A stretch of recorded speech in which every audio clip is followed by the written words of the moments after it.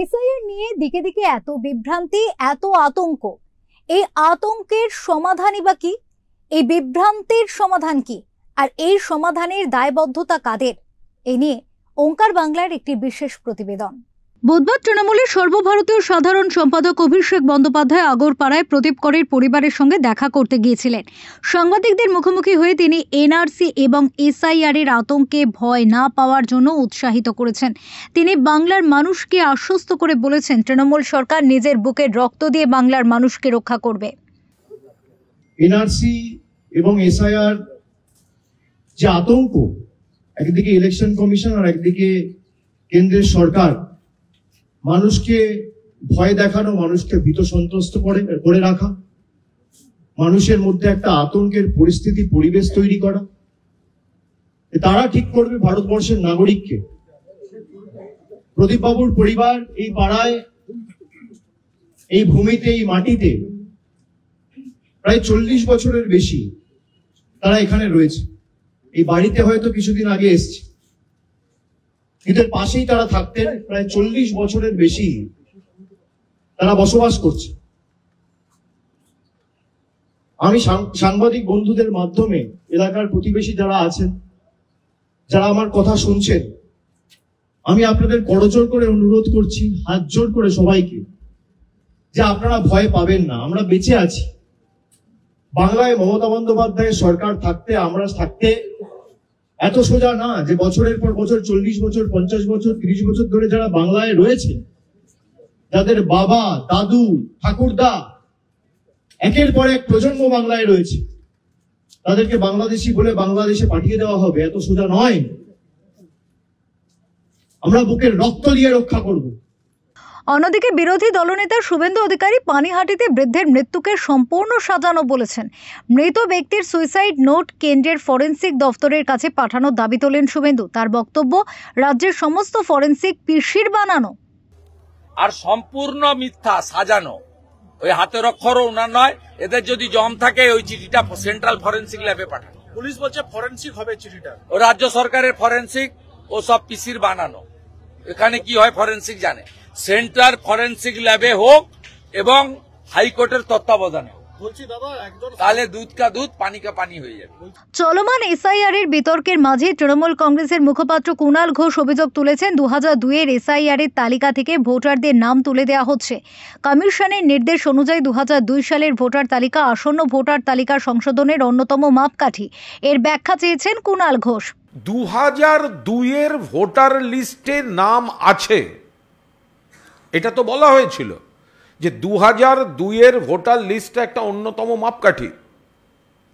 এখন দেখা যাচ্ছে একাধিক এলাকা থেকে অভিযোগ আসছে 2002 এর ভোটার লিস্টে নাম ছিল, কিন্তু এখন 2002 এর ভোটার লিস্ট বলে যেটা ইলেকশন কমিশন আপলোড করেছে তাতে আচমকা নাম অদৃশ্য হয়ে যাচ্ছে। যাদের কাছে 2002 এর ভোটার লিস্টের হার্ড কপি ছিল তারা বিষয়টা ধরে ফেলছেন। এ তো মারাত্মক অভিযোগ। 2002 এর ভোটার লিস্টের নাম থাকাটা একটা অন্যতম মাপকাঠি। এইবার দেখা যাচ্ছে 2002 এর যে ভোটার লিস্ট, যার হার্ড কপি অনেকের কাছেই আছে, যারা রাজনৈতিক প্রক্রিয়ায় ছিলেন অনেকের কাছেই থাকবে, তো সেখানে নাম আছে, অথচ এই 2002 এর ভোটার লিস্ট বলে যেটা এখন ওয়েবসাইটে আপলোড করা হয়েছে তাতে বিপুল পরিমাণ ভোটার নেই। এটা কি করে হতে পারে? তারা কোথায় যাচ্ছেন? তার ব্যাখ্যা কোথায়?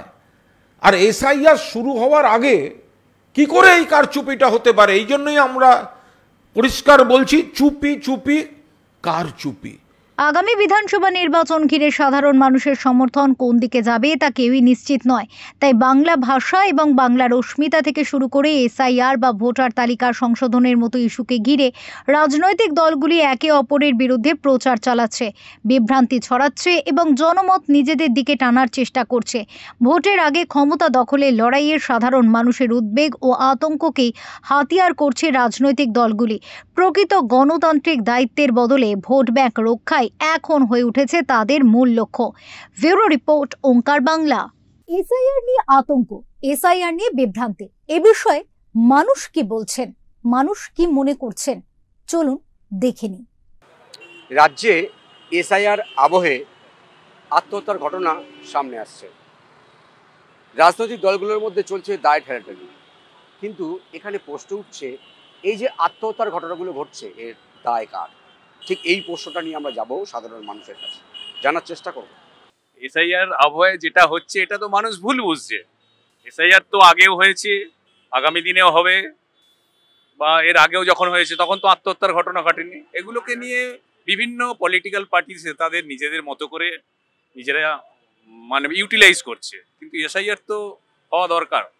না, এসআইআর অবশ্যই খুব ভালো জিনিস, যাতে আমাদের ওয়েস্ট বেঙ্গলের যেসব এই যে বেকারত্ব বেড়ে যাচ্ছে, বাইরে সব এসে আমাদের এখানে অধিকারটা ওরা ছিনে নিচ্ছে। আমি বুঝলাম এসআইআর কারণ আপনি বলছেন, কিন্তু এই যে আত্মহত্যাগুলো হচ্ছে এর দায় কার?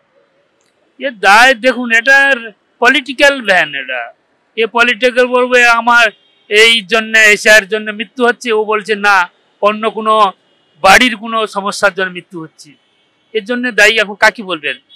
কোনো পলিটিক্যাল নেবে না, ও বলে ও নেবো না, বলে আমি নেবো না। দেখতে হবে, এটা আমাদের খতিয়ে দেখতে হবে যে কী জন্য মৃত্যু হচ্ছে এবং কী জন্য আত্মঘাতী হচ্ছে বা কি বলতে চাচ্ছে, সেটা অবশ্যই কাউন্সিলিং করে দেখা উচিত। এসআইআর ব্যাপারটা যেটা আমরা দেখছি, একটা নিবিড় একটা সংশোধন চলছে। কারোর মতে সেটা ভালো, কারোর মতে খারাপ। যে জিনিসটা সকলের ভালো হবে, সাধারণ মানুষের ভালো হবে।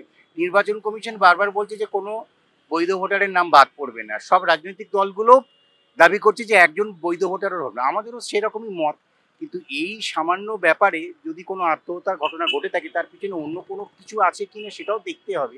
শুধুমাত্র এইটুকু কারণের জন্য কেউ আত্মহত্যা করবে এটা ভাবাটা সবসময় ঠিক নাও হতে পারে।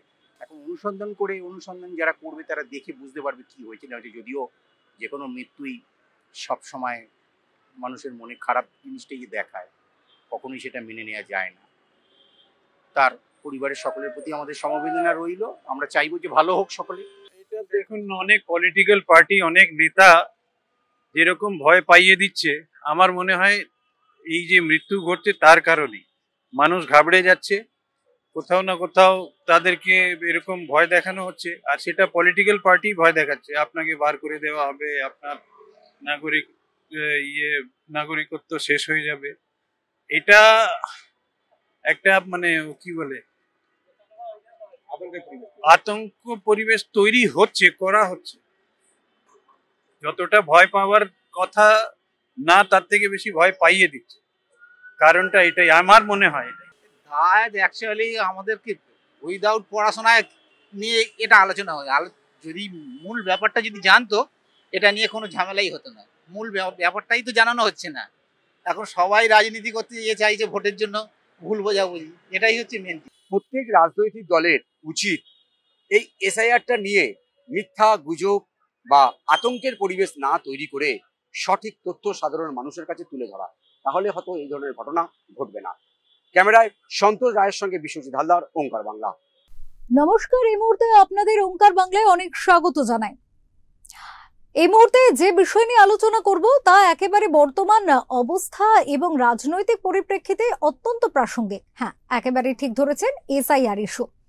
এসআইআর কে কেন্দ্র করে কিন্তু একাধিক মতামত উঠে এসেছে। কখনো বলা হয়েছে এসআইআর হতে দেওয়া যাবে না, এসআইআর হলে প্রতিরোধ হবে, এবং কোথাও গিয়ে বলা হয়েছে যে এসআইআর ছাড়া কিন্তু নির্বাচন হবে না। এরপরে নির্বাচন আধিকারিকের বক্তব্যে কিন্তু একেবারে স্পষ্ট হয়ে গিয়েছে যে এসআইআর ছাড়া বাংলায় নির্বাচন হবেই না, এবং তারপরে কিন্তু প্রক্রিয়াকরণ ইতিমধ্যে শুরু হয়ে গিয়েছে। কিন্তু এই যে প্রক্রিয়াকরণ শুরু হলো, এরপরেই কিন্তু উঠে আসছে একাধিক অভিযোগ। 2002-এর তালিকা নিয়ে যেমন অভিযোগ উঠে এসছে, তেমনি একাধিক আত্মহননের মতো ঘটনা নিয়েও কিন্তু অভিযোগ উঠে এসছে, যার কারণ হিসেবে দায়ী করা হচ্ছে এসআইআর আতঙ্ককে। মানুষের মধ্যে কেন এত বিভ্রান্তি, মানুষের মধ্যে এত আতঙ্ক কেন, এই প্রশ্ন যেমন জাগছে, তেমনি এই আতঙ্ককে দূর করার দায়বদ্ধতা কাদের, তা নিয়েও কিন্তু উঠছে প্রশ্ন। পাশাপাশি বিভিন্ন রাজনৈতিক দলগুলি কিন্তু নিজেদের কথা বলতে ব্যস্ত। আর এই সার্বিক পরিস্থিতিতে রাজনৈতিক পরিস্থিতিটা ঠিক কিরকম, মানুষ কি ভাবছে, বা মানুষের মধ্যে কেন এই আতঙ্ক তৈরি হচ্ছে, এর কি সমাধান রয়েছে, এই সার্বিক বিষয় নিয়ে কিন্তু আমরা আজকে আলোচনা করব। এই মুহূর্তে আপনাদের সাথে রয়েছে আমি অপরূপা, এবং আমার সাথে স্টুডিওতে উপস্থিত রয়েছেন বিশিষ্ট বরিষ্ঠ সাংবাদিক তথা বিশিষ্ট রাজনৈতিক বিশ্লেষক শ্রী অর্কপ্রভ সরকার। দাদা, ওঙ্কার বাংলায় স্বাগত জানাই, এবং তারপরে একেবারে সরাসরি যে প্রশ্নে আসবো, এসআইআর নিয়ে একটা আতঙ্কের পরিবেশ তৈরি হয়ে গিয়েছে। কোথাও আত্মহননের মতো অভিযোগ উঠে আসছে, এবং যে ক্ষেত্রে দায়ী করা হচ্ছে সেই এসআইআর কে, সুইসাইড নোটের প্রসঙ্গ উঠে আসছে, এবং একাধিক এই ঘটনা নিয়ে কিন্তু আবারও নতুন করে সুর চড়াচ্ছে তৃণমূল দল, এবং সেক্ষেত্রে তাদের বক্তব্য যে মানুষের মধ্যে এই আতঙ্ক সৃষ্টি করছে, এবং সেই আতঙ্কের কারণে আত্মহননের পথ বেছে নিচ্ছে মানুষ। এ বিষয়ে কি বলবে? আতঙ্কের কোনো বিষয় নেই, বিভ্রান্তি ছড়ানোর চেষ্টা করছে শাসক দল। এসআইআর এর সঙ্গে এনআরসির কোনো সম্পর্ক নেই, দূর দূরান্তের সম্পর্ক নেই।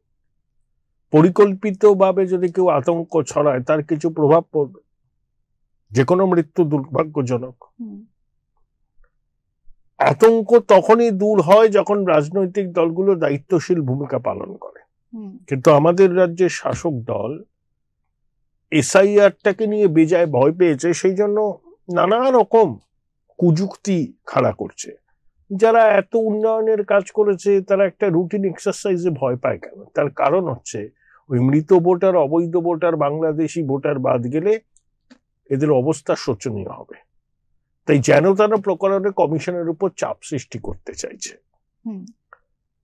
আবার বললাম, প্রতিটা মৃত্যু দুর্ভাগ্যজনক, কিন্তু তদন্ত হওয়া উচিত যেটা এসআইআর এর জন্য আত্মহত্যা হয়েছে নাকি অবসাদে ভুগছিলেন। যে সুইসাইড নোটটা পাওয়া গেছে সেটা কি ওনারই লেখা, নাকি এর পিছনে কোনো চক্রান্ত আছে? পুলিশ তদন্ত করুক না। অনেক কিছু বেরিয়ে আসতে পারে, আবার কিছু নাও বেরিয়ে আসতে পারে। শাসক দল জানে এনআরসি আর এসআইআর এর কোনো সম্পর্ক নেই, তাও তারা মানুষকে বিভ্রান্ত করছে। কারণ বিভ্রান্ত করা এদের স্বভাব, এরা খুব কম সত্যি কথা বলে। আবার করছে, পালে বাঘ পড়েছে, এসআইআর বাঘ। অনেক চেষ্টা করেছিল সুপ্রিম কোর্টে গিয়ে থামাতে পারবে না, এসআইআর ছাড়া ভোট হবে না। আর খুব যদি এরা পাঙ্গা নেওয়ার চেষ্টা করে, নির্বাচন কমিশন এসআইআর স্থগিত করে দেবে, রাষ্ট্রপতি শাসন জারি করে এসআইআর হবে, তারপরে ভোট হবে। শাসক দলকে অনেক দায়িত্বশীল ভূমিকা পালন করতে হবে। এনআরসি জুজু দেখিয়ে মানুষকে তারা যদি বিভ্রান্ত করেন, এই ধরনের কি বলবো, যে আত্মহত্যার ঘটনাটা ঘটলো, সেটা যদি এই কারণেই হয়ে থাকে, তার দায় এরাও এড়াতে পারে না। দাদা, এক্ষেত্রে যেমনটা আপনি বললেন যে শাসক দল যে বলছে এসআইআর আর নাগরিকত্ব এই দুটো সমান নয়, কিন্তু অন্যদিকে বিজেপির তরফ থেকে, বিরোধী দল বিজেপির তরফ থেকেও কিন্তু এই ধরনের একটা মতামত ছড়ানো হচ্ছে যে আপনারা অযথা ভয় পাবেন না, যাদের ভোটার লিস্টে নাম থাকছে না তারা আমাদের কাছে আসুন, আমরা ক্যাম্প করেছি সিএ তে আবেদন করুন। সিএ এর জন্য সেটা বাংলাদেশ থেকে যারা হিন্দুরা এসছে, বৌদ্ধরা, জৈন, তারা যদি এখানে এসে থাকেন, তারা তো শরণার্থী, তারা তো অনুপ্রবেশকারী নয়। বাংলাদেশ থেকে আসা মুসলমানরা হচ্ছে অনুপ্রবেশকারী। হিন্দু, বৌদ্ধ, শিখ, খ্রিস্টান, জৈন, পারসিক এরা সব শরণার্থী। কারণ বাংলাদেশ, পাকিস্তান, আফগানিস্তানের রাষ্ট্রধর্ম ইসলাম। যে তিনটে দেশের রাষ্ট্রধর্ম ইসলাম, সেখানে ইসলাম ধর্মাবলম্বীরা কোনো কারণে, ধর্মীয় কারণে নিপীড়নের শিকার হতে পারেন না। সেখানে নিপীড়নের শিকার হন ধর্মীয় সংখ্যালঘুরা। সেই জন্য ওরা শরণার্থী। হিন্দু, বৌদ্ধ, শিখ, খ্রিস্টান, পারসিক ওরা শরণার্থী। শরণার্থীরা অনেকদিন ধরে থাকলে নাগরিকত্বের আবেদন করবে। এর সঙ্গে অনুপ্রবেশকারীদের কোনো সম্পর্ক নেই। সেই জন্যই তো সিএ ক্যাম্প করা হচ্ছে, যাতে শরণার্থীরা মনে করলে নাগরিকত্বের জন্য আবেদন করতে। হ্যাঁ, কিন্তু যেখানে এসআইআর নিয়ে মানুষের মধ্যে খুব সুস্পষ্ট একটা ধারণা তৈরি হচ্ছে, এখনো পর্যন্ত হয়নি অনেকের মধ্যেই, কিন্তু এটা নানা রকম বিভ্রান্তিমূলক ভাবনা চিন্তা রয়েছে, সেখানে আবারও সিএ ক্যাম্পটাকে নিয়ে কোথাও গিয়ে মানুষের মধ্যে সেই বিভ্রান্তি বাড়িয়ে দেওয়া হচ্ছে না? সিএ তো যারা ওপার বাংলা থেকে এসছেন, নমশূদ্র, মতুয়া সম্প্রদায়ের ভাই বোনদের, সবার ক্ষেত্রে তো অ্যাপ্লিকেবল নয়। তাদের অনেকে দীর্ঘদিন থেকে নাগরিক হয়েও গেছেন আগে অ্যাপিল করে। যারা হননি তাদের জন্য এটা করা। আর এসআইআর নিয়ে বিভ্রান্তি কিছু নেই, কমিশন বারবার করে বলছে কি কি নথি লাগবে, বিএলওরা 3 বার করে যাবে, বিএলওদের সঙ্গে কথা বলা যাবে, কারণ নাম বাদ গেলে অভিযোগ জানানোরও সুযোগ থাকবে। পদ্ধতিটা শুরু হোক, আস্তে আস্তে সবকিছু সহজ হয়ে যাবে। একেবারে দাদা, যেমনটা আপনি বললেন যে নাম বাদ গেলে অভিযোগ জানানোর, এই প্রসঙ্গ ধরেই একটি প্রসঙ্গ উত্থাপন করতে চাইছি। যেমনটা আজকে চন্দ্রিমা ভট্টাচার্য এবং কুণাল ঘোষ তারা একটি সাংবাদিক বৈঠক করেছেন এবং সেখানে তাদের বক্তব্য ছিল যে অশোকনগরের বা নদিয়ার ক্ষেত্রে যে বিএলও তিনি দেখছেন যে তার 2002 সালের যে তালিকা তাতে তার মা বাবারই নাম নেই, যদিও বয়সজনিত কারণে তিনি তার নাম তুলেছেন 2014 সালে, কিন্তু 2002 সালে যে তার পারিবারিক ক্ষেত্রে যে নামগুলো সেই নামগুলোও নেই। তো তার অভিযোগ রয়েছে যে 2002 সালের তালিকায় কেন নেই, এটা একটা প্রশ্ন। যেমন তেমনই কিন্তু একাধিক অভিযোগ এটা উঠে আসছে যে 2002 সালের যে হার্ড কপি, সেই কপিতে যে ভোটার লিস্ট, তার সাথে কিন্তু 2002 এর এখন যে আপডেট কপিটা দেয়া হয়েছে সেটার সাথে অনেকাংশ এগুলো টেকনিক্যাল এরর, এগুলো কিচ্ছু না, কমিশনের ওয়েবসাইট ক্র্যাশ ফ্র্যাশ করেছে, এগুলো ঠিক হয়ে যাবে। কোথাও 700 বাদ গেছে, এগুলো হয় নাকি? এগুলো হয় না, ওগুলো কোনো টেকনিক্যাল এরর হয়েছে। হার্ড কপি তো আছেই, হ্যাঁ, তা হার্ড কপি তো কমিশনের ওখান থেকে তো হার্ড কপিটা বেরিয়েছে, তাহলে কমিশনের ওখানে তো ছিল, কোনো কারণে সেটা কিছু হয়েছে। এত লোক কমিশনের ওয়েবসাইটে ঢুকছে, ওয়েবসাইট তো ক্র্যাশ করে গেছে, 1 কোটি লোক ঢুকেছিল, এত হেভি ট্রাফিক সামলানো যায় না, তাতে কিছু ওলট পালট হয়েছে। কোনো বুথে 700 জন বাদ গেল, 2002-এ 900 ভোটার ছিল, এখন 145 ভোটার হলো, এগুলো অবাস্তব কথা। শাসক দল তো আগে থেকে এগুলো দেখা উচিত, ফট করে এতগুলো বাদ গেল কেন? এটা পুরোপুরি টেকনিক্যাল ইস্যু, কমিশনের জবাবটা পেলেই পুরো বিষয়টা সামনে চলে। কিন্তু এই ধরনের টেকনিক্যাল ইস্যু যদি এর মধ্যে ভোটের আগে যদি মানে নির্দিষ্ট সময়সীমার মধ্যে যদি কমপ্লিট না করা যায় বা সমাধান না করা যায়, সময় নিয়ে করবে, অসুবিধা কিছু নেই, অনেকটা পালাবদল হয়ে যেতে পারে। না না, সমস্ত নির্ভুল ভোটার তালিকাতেই হবে, ভুল ভ্রান্তি হবেই, এত বড় কাজ কি ভুল ভ্রান্তি ছাড়া হয়? ইচ্ছাকৃত না অনিচ্ছাকৃত না টেকনিক্যাল, সেটা দেখতে হবে, এটা সম্পূর্ণ টেকনিক্যাল ফল্ট। আবার কমিশনের বিবৃতিতেই আমরা পরিষ্কার হয়ে যাবে এক্স্যাক্টলি কি হয়েছে। হার্ড কপিতে যখন এই নামগুলো আছে, সে হার্ড কপি তো এমনি বানানো হয়নি, কমিশনের ওয়েবসাইট থেকে প্রিন্ট আউট নিয়ে হার্ড কপি করা হয়েছে, আর এখন পাওয়া যাচ্ছে না, ক্র্যাশ করেছে ওয়েবসাইটটা, ও টেকনিক্যাল ফল্ট, এর মধ্যে কোনো রাজনীতি খোঁজার মানে নেই। আর যদি কোনো সামান্য ভুল ভ্রান্তি হয়ে থাকে, সেগুলো তো কমিশনকে বলে শুধরে নিতে হবে, এটা তো রাজনৈতিক দলের দায়িত্ব, হাওয়া গরম করে তো লাভ নেই। এক্ষেত্রে শাসক দলের তরফ থেকে যেটা বলা হচ্ছে যে তারা তাদের বুথ কেন্দ্রিক যে কর্মীরা রয়েছে তাদেরকে তারা সচেতন করছেন যে প্রত্যেকটা বাড়ি বাড়ি গিয়ে খোঁজ নিতে, এবং একটি ভোটার, তাদের বক্তব্য যে একটি বৈধ ভোটারও যদি খুব ভালো তো যাক না, বাড়ি বাড়ি যাক, সব দলের যাওয়া উচিত, দেখা উচিত যেন বৈধ ভোটার বাদ না যায়, এবং একই সঙ্গে একটা মৃত ভোটার বা অনুপ্রবেশকারীর নামও যেন না থাকে, দুটোই দেখতে হবে। প্রত্যেক বৈধ ভোটারের নাম যেন তালিকাভুক্ত হয়, মৃত ভোটার অনুপ্রবেশকারীদের নাম যেন বাদ যায়, দুটো কাজই ইকুয়াল গুরুত্ব দিয়ে করতে হবে। এক্ষেত্রে আরো একটি বিষয় উত্থাপন হয়েছে, যদিও খুব সেন্সিটিভ বিষয়টি, তবু যে অভয়া যে কিছুদিন আগে যে ঘটনাটি ঘটেছে, ওটা বাড়ির লোকের উচিত এগুলোকে জানিয়ে দেওয়া যে এখানে মারা গেছেন, নামটা বাদ দেওয়া হোক, সেটা করেননি তারা, সেই জন্য অটোমেটিক্যালি এবার এসআইআর হলে এমনিতেই বাদ চলে যাবে।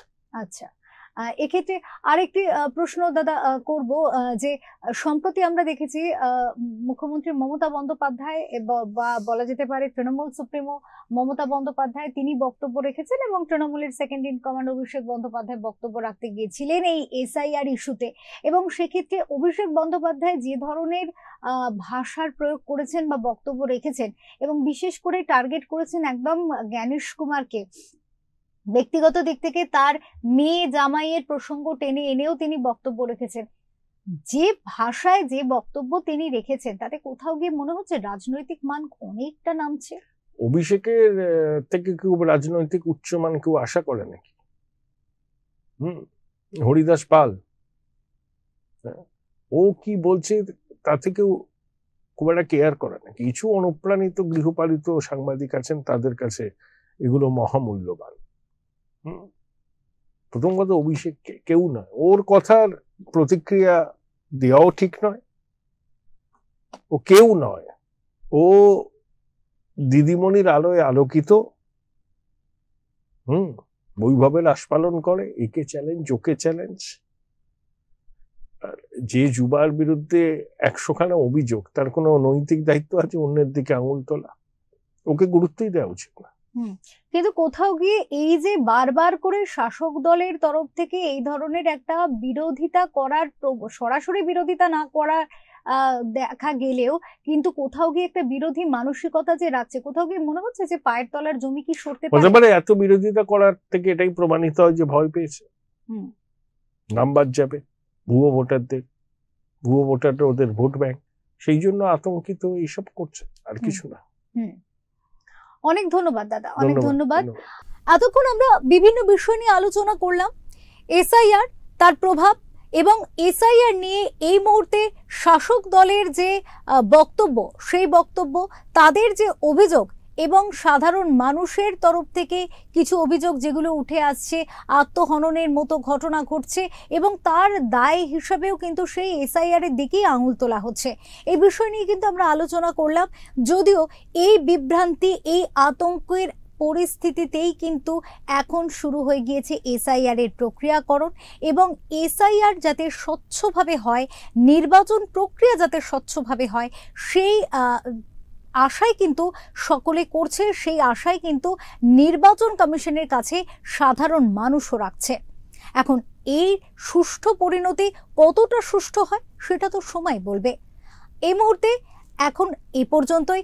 আপনারা দেখতে থাকুন ওঙ্কার বাংলা। নমস্কার।